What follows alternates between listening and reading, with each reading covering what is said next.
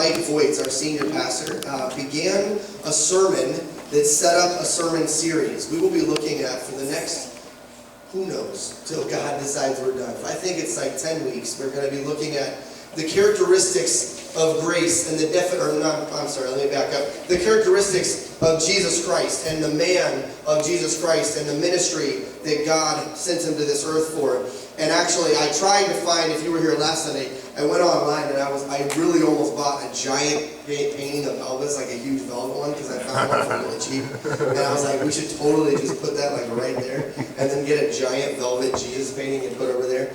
So this sermon series is called Portraits. And if you were here last week, Pastor Mike talked about getting that picture of who Christ was, that we stopped painting and we stopped learning and we stopped developing that picture of who Christ is. And we stopped working on it. And so we've got this picture of who Christ is that we've had for an awful long time. And we haven't done the legwork and we haven't done the research and we haven't spent time in his presence developing that relationship. And so it sits in our basement with our painting, our velvet painting of Elvis. So the title of this sermon series is Portraits, and today we're going to be talking about the scandal of grace and what grace has to do with Jesus and how that defines who he is as a man and as a Messiah. And so we're going to be looking at a couple of different passages today. We will be in the book of Corinthians, 1 Corinthians chapter 13, which many of you probably know by heart. It's super popular. It's titled The Love Chapter of the book of the Bible is 1 Corinthians chapter 13. And we're going to look at that. And we're also going to be in the book of John as well. I'm going to rework my sermon here as I move everything around a bit forward.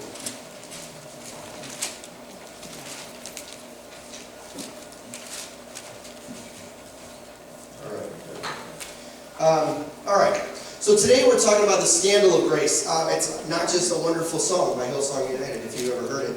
But we're looking at grace in its ugliness, grace in its raw form. What is grace, and what does the word grace mean? And I think as Christians, all Christians, not Wesleyans, but all Christians that fall under the umbrella of Christianity, I think that we have a belief that we have cornered the market on grace, and that we have a really strong foundational understanding of who God was, who Christ was, why he came, and why grace is ever so important in our lives. And one of the things that I've gotten to talk with Pastor Mike Voigt about is a phrase that has come to take on new meaning for me that you may have said or heard at some point in your life, and it is the phrase that we hate the sin but love the sinner.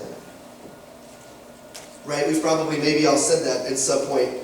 And so, in getting to know Pastor Mike and beginning to prepare for this sermon series, I began to unpack that phrase and to just try to look at that phrase as Christ would have looked at that phrase. And we live in a culture that secrecy is so much so now out of the window, and everybody loves to put everything on social media. So people's private sin, or what used to be considered private sin, is really becoming super public sin. If you ever just stroll through Facebook, you were like, I can't believe people are actually putting this stuff and putting their dirty laundry on Facebook, and I can't believe that people are actually airing their entire lives out on Facebook. But that's the society that we live in. But when we're talking about the phrase of hate the sin but love the sinner, what we're really saying is that those public sins, and by a public sin, I mean that a sin that as Christians we've come to define who people are. Maybe like in alcoholism, as an alcoholic, that sin of giving over to the temptation of alcohol has become their defining factor. It's no longer just a sin. It is their defining sin. They are an alcoholic. And so when we have sins that are defining sins, for us to say that we hate the sin but love the sinner, when a sin is an all-consuming, defining sin that drives and controls your lifestyle, when you unpack the phrase hate the sin and love the sinner, if it's a defining sin, then there's really only hate in that statement. You really hate the definition of who that person is, that very person is. And so alcoholism is just one example, but there are many examples of what a defining sin is, and we put people in categories and say, this is your defining sin, and this is your defining sin, and this is your defining sin. There is a man, his name is Dostoevsky. I can't say this Russian. His name is Dostoevsky. Is it Dostoevsky? All right, put it up there. Let's see if somebody else can read it. What? Somebody read that. Dostoevsky. All right, good enough. That's good enough for me. Okay. And he says this. He says, at the last judgment, Christ will say to us, come, you also. Come, drunkards. Come, weaklings. Come, children of shame. And he will say to us, vile beings, you who are in the image of the beast and bear his mark, but come all the same, you as well. And the wise and prudent will say, Lord, why do you welcome them? And he will say, if I welcome them, you wise men, if I welcome them, you prudent men, it is because not one of them has ever been judged worthy. And he will stretch out his arms, and we will fall at his feet, and we will cry out sobbing. And then we will understand. We will understand the gospel of grace. Lord, your kingdom come. I found that passage when I was going through a book called The Ragamuffin Gospel, which is an amazing book that really paints a picture of humanity. And humanity as broken. And humanity as humanness in failure, in that we constantly will fall short of the glory of God. And I found this quote. And it really, then this quote, when you put this next to the hate the sin and love the sinner, it really opened my eyes to the word grace. It really opened my eyes to the fact that because we have defining grace, and grace that defines who we are and defines what bracket to put people in,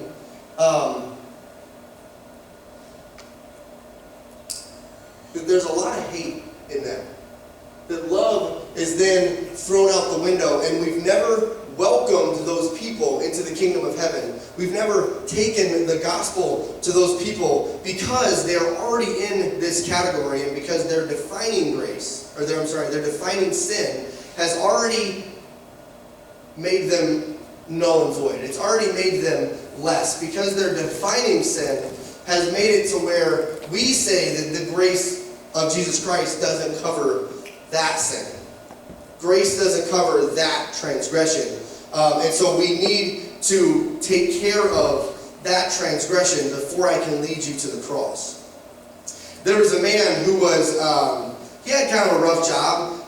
It was one of those dirty, nasty jobs where he came home smelly after work, and he didn't really clean up too well after himself, and so his hygiene was kind of poor.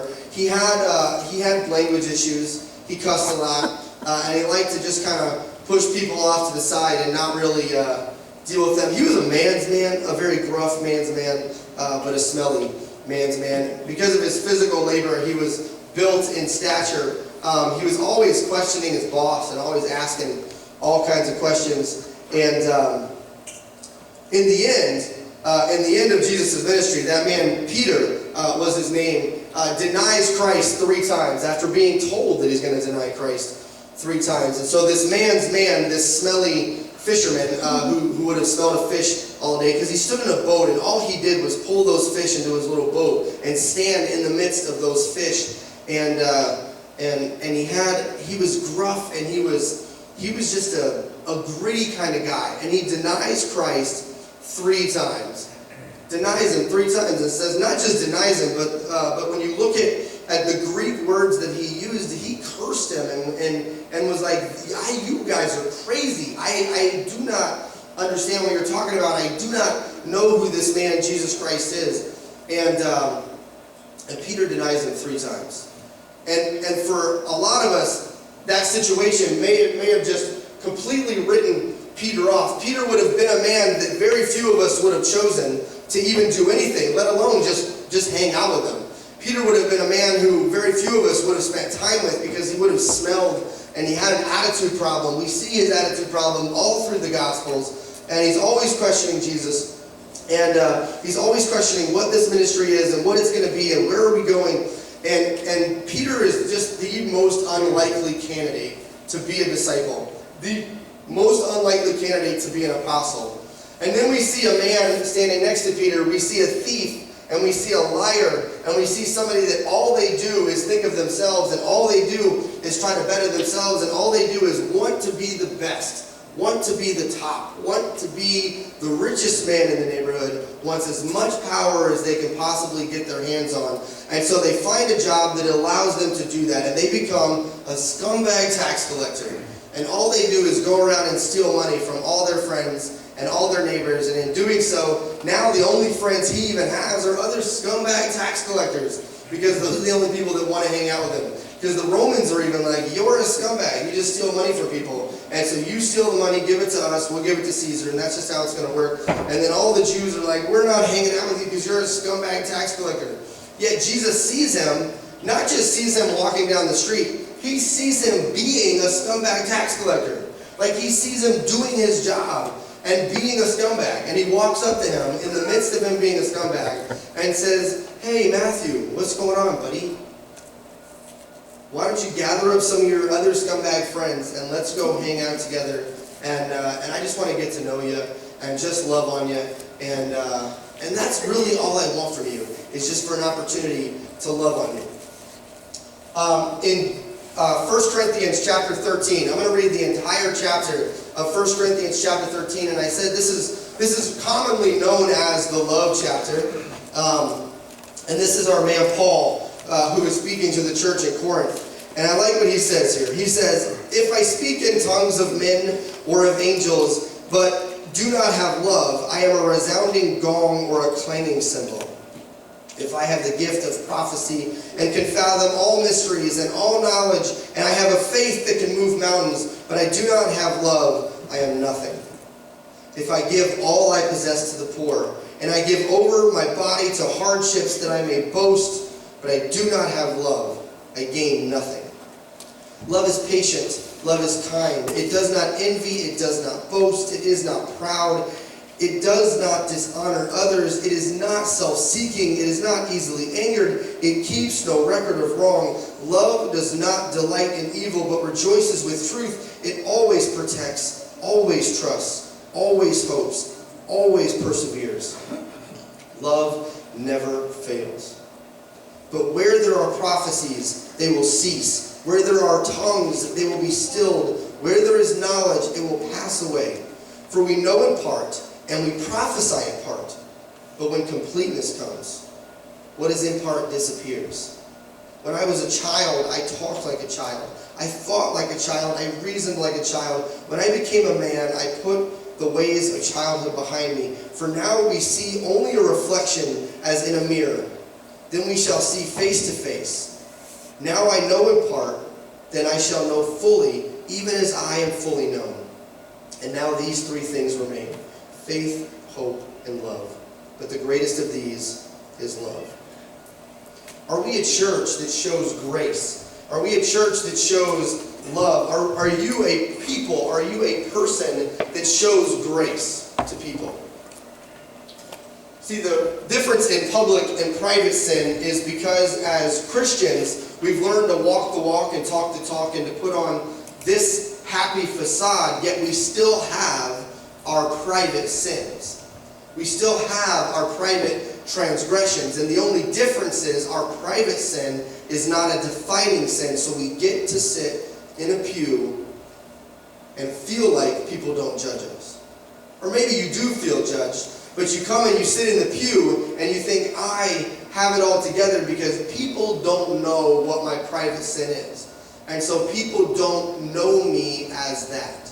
They don't know me as a liar, as a manipulator, as a power-hungry person, as a person who puts my job before my family. They don't know me because those aren't defining factors. They aren't overt. They aren't out there lifestyle choices that people get to see. But the problem is that we've decided to line those private sins up and in turn say, my private sin is my private sin and it's none of your darn business. And then when we find out about somebody else's private sin, we make sure that it's our darn business. And then we start the judging and we start we start and we lose this whole entire little teeny tiny word that means so much, called grace. We put people in box and we categorize them and we put them aside, but we still do wonderful things in the church, and we still come and we help out, and we still talk to people, and we still are cordial in the sanctuary, and then we're backbiting and we're back talking and we're making sure that we go home and we're like, I cannot believe what that lady was wearing. Did you even see that dress? It was ridiculous. And that hat was ridiculous. And I cannot believe that teenage girl would wear that outfit. Does her mom not even know how she dresses? And so we took this whole word of grace that's good enough for us, and it covers our transgressions because they're our transgressions, and God is good enough, and His grace covers me. And now we've stripped grace from those people. We've stripped grace from them because grace isn't good enough to cover their multitude of sins. Because even if they're private sins, it's not good enough to cover what they have, but it's certainly good enough to cover what I have. That's humanness. And that's our human desire to be on top. Even from Adam and Eve, there was a desire to be on top and to take what was the most precious, the highest honor that they could get, which was to be like Christ, to be like God, to have His knowledge. And so they sought after that. And from that moment, after that, sin entered into the world. Turn in your Bibles then to John chapter 8, verses 1 through 11. John chapter 8, verses 1 through 11. Pardon me, my Bible has disappeared. Does anybody have another Bible out there that you stole from me? That's okay. This church has lots of Bibles, so we'll just grab one of these. If you see a Bible sitting next to you, it's probably mine. John chapter 8, the Gospel of John, chapter 8. Pardon me, sorry. Verse 1 through 11. A super duper common story, right? Says this. But Jesus went to the Mount of Olives, and at the dawn He appeared again in the temple courts, where all the people gathered around Him. And He sat down to teach them. The teachers of the law and the Pharisees brought a woman caught in adultery. I'm going to stop right there, because if you didn't know, the law stated that both parties caught in adultery are to be stoned to death. That's the law. That's the punishment for both parties. Yet there's no dude here. Just pointing that out. It's just her. So they made her stand before a group of people, kicked her into a whole group of people where Jesus was talking. Like sometimes I think we picture the scene as Jesus is just kind of strolling, and they bring this woman up and they're like, this woman needs to be stoned. No, Jesus is like preaching to hundreds of people inside the temple, and they burst in the middle of the sermon, and they drag her down to the front of the altar, and they stand up in front of everybody, and they make it this humongously public thing. This woman caught in adultery. Verse 5 says, In the law, Moses commanded us to stone such a woman. Now, what do you say? They were using this question as a trap in order to have a basis for accusing Him. But Jesus bent down and started to write on the ground with His finger. When they kept on questioning Him, He straightened up and He said to them, Now I want to stop, because the trap is set like this. There's really, in their eyes, there is no right answer. If He says this woman needs to be sent away, then He has taken the law of Moses and just said it doesn't mean anything. Do what you want. He even though He's taking a person who has this very now public sin, He's saying, because the law of Moses says she has to be put to death, I'm going to stay her execution. And because I'm going to stay her execution, everything that Moses said then becomes null and void, and he's no longer going to be allowed to be a teacher in the temple, because he just discredited what Moses said. So that's what happens if he says this woman gets to live. If he says to stone her, this man named Jesus, who has been preaching grace, who has been preaching forgiveness of sins his whole entire ministry, now becomes subject to the law and to all the common people. He is no different than the Pharisees and Sadducees, because that's what they've hated about religion, is how this religion has stood up and decided the fate of all of these people and decided that death is the penalty. And so now he's just like the Pharisees and Sadducees to the common people, and so he loses all of his credibility with them. So there really is no right answer, and so they think they're super smart and this trap has been set. Verse 6, they were using it as a question, as a trap, in order to have a basis for accusing him. But Jesus bent down and started to write on the ground with his finger. When they kept on questioning him, he straightened up and said to them, "If any one of you is without sin, let him be the first to throw a stone at her." Again he stooped down and he wrote on the ground. At this, those who heard began to go away, one at a time, the older ones first, until only Jesus was left, and the woman still standing there. Jesus straightened up and he asked her, "Woman, where are they? Has no one condemned you?" "No one, sir," she said. "Then neither do I condemn you," Jesus declared. "Now go and leave your life of sin."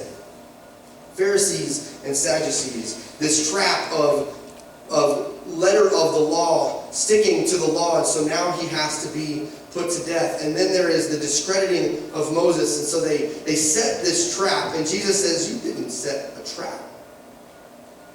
You gave an opportunity for grace to abound. Those of you without sin, you get to cast the first stone."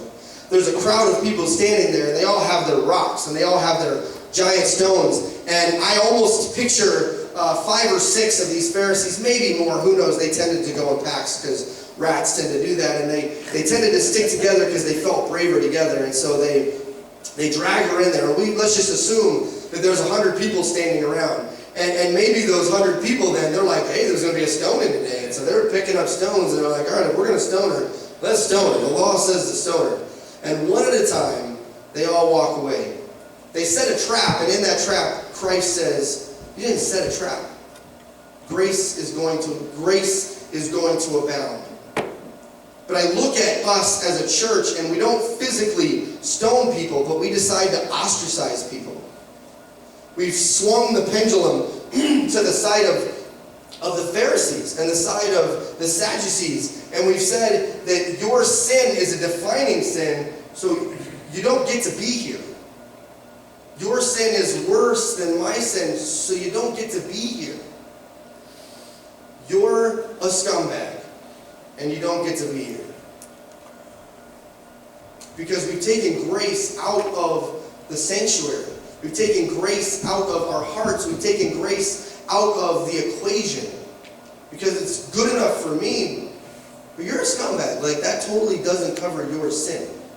It can't cover your sin. Because if Christ were to let you into heaven, then that just doesn't make sense, because you're a scumbag, and you're a jerk, and you're mean to me, and you're mean to people in the church, and you have an attitude problem. And so grace is awesome, like, it's super good, but it's not that good for you. Like, it's super good for me, but it doesn't actually cover what you're going through, because you're kind of a jerk, and I don't really like you, and you have an attitude problem. And so we have backbiting in the church, and we've decided that we're just going to pick up these stones of insults. We're going to pick up stones of outcasts. We're going to pick up stones of ostracizing. We're going to pick up stones of hate and tell people that they're not good enough. Grace does not take transformation. That's where I think that people misunderstand the word of grace. Grace does not take transformation. Jesus Christ did not go to Matthew, the scumbag tax collector, and say to him, "Matthew, shut down shop, take all your money and give it back, go to the temple, ask for forgiveness, then I'm going to come over to your house, and we're going to clean up your house, and then we'll sit down and have a meal." Did he? He said, "You're a scumbag.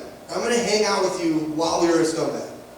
That's what we're going to do. In the midst of your struggle, in the midst of your sin, I'm not telling you that you have to change to realize that I'm what you need. To realize grace. No transformation has to happen. But yet we say to the alcoholic, we say to the drug dealer, we say to the child abuser, to the woman abuser, we say to the person in prison, we say to the homosexual community, fix yourself first. Stop being a sinner, and then we'll talk to you about grace.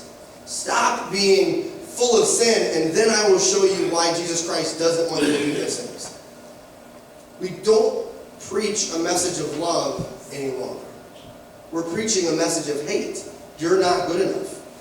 That's the message that gets brought forth. That's the message that gets sent to the people. Instead of saying, I don't really care what you're struggling with. Jesus wants you to know that he loves you. His grace is sufficient to cover your iniquities. His grace is sufficient to cover up who you are if you'd only trust him. Just trust and know that he loves you. Romans chapter 3, verse 20. Again, this is my man Paul. And Paul has a whole lot of good things to say. But Paul says this in Romans chapter 3, verse 20. This is from the New Living Translations. For no one can ever be made right with God by doing what the law commands. The law simply shows us how sinful we are. The law of Moses simply shows us exactly how sinful we are. It gives you, as an individual, a measuring stick for how sinful you are. And when we put the law above the redeeming power of Jesus Christ, we lose this message of love. We lose all of Corinthians chapter 13, and we become those people that talk the talk. We prophesy, we speak in tongues, we have a lot of wonderful things to say, but there's really no love involved. Really, it's just me having this religion that I want to shove down your throat, and if you're not good enough for my religion, if you don't follow my rules, then you're not good enough for grace. That's the same message that the Pharisees had. The same message that the Sadducees had was, if you're not a Jew, you're nothing. If you're not a Jew who follows every law, you're nothing. And so they found all of these reasons to pick up stones to hurl at people. And that's the same thing that we're doing now. Look at Romans chapter 5, verse 20. So that was Romans chapter 3, verse 20. Romans chapter 5, verse 20 says this. God's law was given to all the people so that all the people could see how sinful they were. Mirrors what he just said in 3, verse 20. And then he says, but as people sinned more and more, God's wonderful grace became more and more abundant. Grace abounds. The more I sin, even Paul says, I struggle to do what I want to do, and I do the things I don't want to do, and I'm a human being. And my human nature is a desire to be on top, to subdue the weaker, to be in charge of all the animals of the earth, and to break them to benefit me. And because of that, there's a desire to be over and rule over each other, and to look at ourselves with an air of confidence and say, I am better than you. Christ says that what's the greatest commandment? How's it go? Who knows it? Peter. Love the Lord your God with all heart, soul, mind, and spirit, and your neighbor as yourself. And love your neighbor as yourself. He combines all of those because he's like, this love your neighbor as yourself business is equally as important as love the Lord your God. Love your neighbor as yourself. There's a lot in there that we don't think about. We don't think about how much grace that means. That doesn't just mean to be friendly and cordial. That means to sacrifice everything to see them over you, to see them better than you, to see them come higher than you. It absolutely, the gospel of grace, the message that Jesus Christ had, was to take all of human nature and human desire and flip it and say, you want to be in the world but not of the world? Stop living for yourself. That's what being in the world, not of the world means. Stop living for yourself and live for others. See other people come under the umbrella of grace. Stop living as Christians who are afraid of hell and start living as Christians who are excited for the glory of Christ. Not after you die, but now and forever. All eternity includes your life right now, not just while you're dead. But we live as Christians who are Christians because we're afraid of hell. I don't want to sin because hell sounds pretty terrible. That's not grace. That's not a relationship with Christ. That's fear-mongering. That's why Muslims do what they do. That's why every other religion, even in Buddha's message, it was get yourself perfect and you might seek enlightenment. The people of ISIS that we think about the terrible beheadings that have been going on. How hard is it for us to realize that the umbrella of grace covers them and Christ died for them and their sin is their sin and we have to love them as Jesus would love them. They do what they do in their religion because of a fear of what happens if you don't. That's not what Jesus Christ came for. The religion of Christianity isn't to be a Christian because